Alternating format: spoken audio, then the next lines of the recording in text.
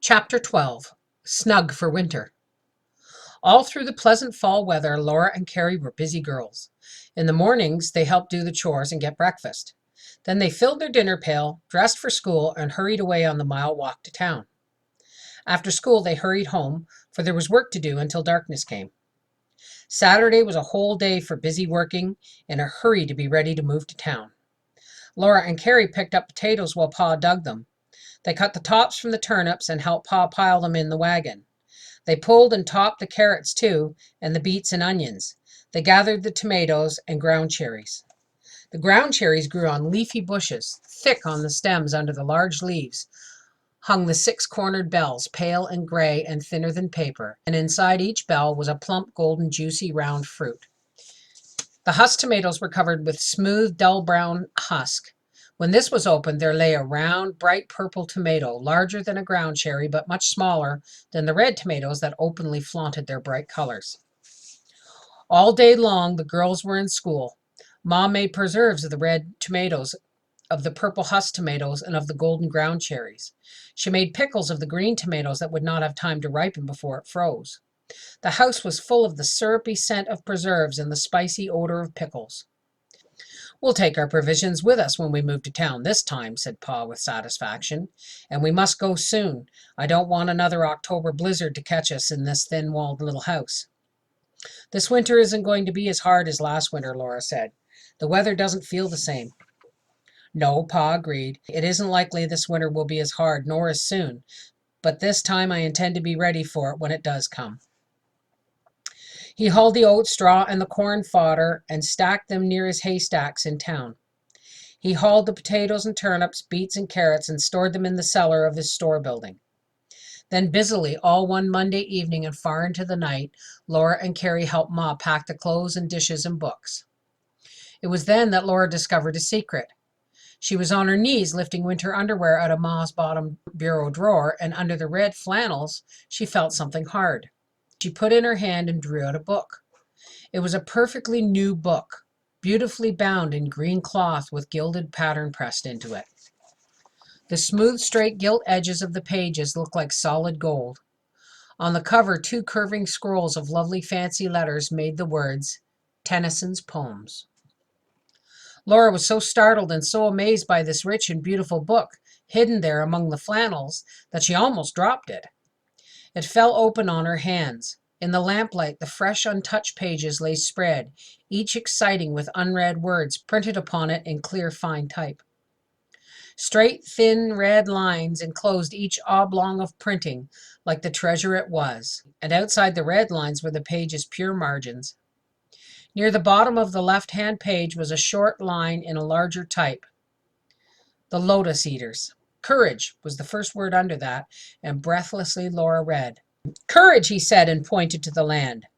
"This mounting wave will roll us shoreward soon."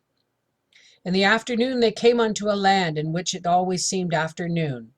All around the coast in the languid air did swoon, breathing like one that hath a weary dream. Full-faced above the valley stood the moon, and like a... Laura stopped aghast. Suddenly she had realized what she was doing. Ma must have hidden this book. Laura had no right to read it. Quickly she shut her eyes and then shut the book. It was almost more than she could do, nor to read just one word more, just to the end of that line, but she knew she must not yield one tiny bit of temptation. She put the book where it had been, between the red flannels. She put the flannels back into the drawer, shut the drawer, and opened the drawer above it. Then she did not know what to do. She should confess to Ma what she had done, but instantly she knew that Ma must be keeping the book hidden for a surprise. She thought swiftly, and her heart was pounding hard, that Pa and Ma must have bought that book in Vinton, Iowa. They must be saving it for a Christmas present. A book so rich and fine, a book of poems, could only be a Christmas present. And Laura was the oldest girl at home now. It must be a Christmas present for her. If she confessed to Ma, she would spoil their Christmas pleasure that they were looking forward to, and Pa and Ma would be so disappointed. It seemed a long time since she had found that book, but really it had only been a moment. Ma came in hurriedly and said, "I'll finish in here, Laura. You go to bed now. It's past your bedtime." "Yes, Ma," Laura said. She knew that Ma had feared she would open that drawer and find the book. Never before had she kept a guilty secret from Ma, but now she did not say a word. After school next day, she and Carrie did not take the long walk to the claim. Instead, they stopped at Pa's store building at the corner of 2nd Street in Maine. Pa and Ma had moved into town for the winter. The stove and the cupboard were set up in the kitchen. Upstairs, the bedstead stood under the slanting shingle roof. The straw ticks lay plumply on them under heaped quilts and pillows. Making the beds was all that Ma had left for Laura and Carrie to do, and Laura was sure that the Christmas book, Tennyson's Poems, was hidden in Ma's bureau drawer. She would never look to see, of course. Yet every time she saw the bureau, she could not help thinking, full-faced above the valley stood the moon, and like what? She would have to wait until Christmas to learn the rest of the lovely poem. "Courage," he said, and pointed to the land. "This mounting wave will roll us shoreward soon." In the afternoon they came unto a land in which it seemed always afternoon, but did not seem to Laura that Christmas was soon. Downstairs, Ma had already made the big storeroom neat and pleasant. The heater was polished, the curtains hung fresh at the windows, the clean little rag rugs lay upon the swept floor. The 2 rocking chairs were in the sunny corner. Mary's was empty. Often Laura missed Mary so much that she ached, but it would do no good to speak of it.